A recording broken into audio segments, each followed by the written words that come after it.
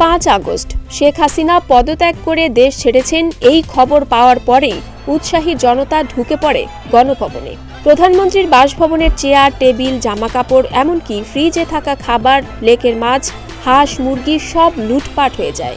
যে যা পেরেছেন নিয়ে গেছেন। লুটপাটের লম্বা তালিকায় ছিল সিন্দুক ও অর্থ। সোমবার রাজধানীর মোহাম্মদপুর থানার রায়ের বাজার বটতলা এলাকা থেকে 8 লাখ টাকা সহ গণভবনের একটি সিন্দুক উদ্ধার করা হয়।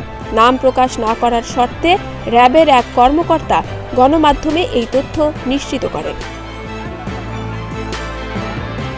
জানা গেছে, গণভবন থেকে কয়েকজন মিলে সিন্দুকটি নিয়ে যান।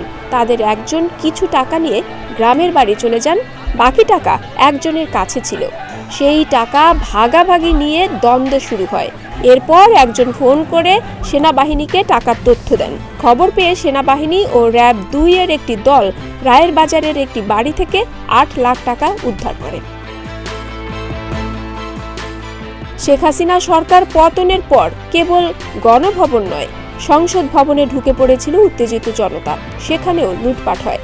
সেই সাথে বঙ্গবন্ধু শেখ মুজিবুর রহমানের স্মৃতি বিজড়িত 32 নম্বর ধানমন্ডির বাড়িতে হামলা হয়। ডেস্ক রিপোর্ট, প্রতিদিনের বাংলাদেশ।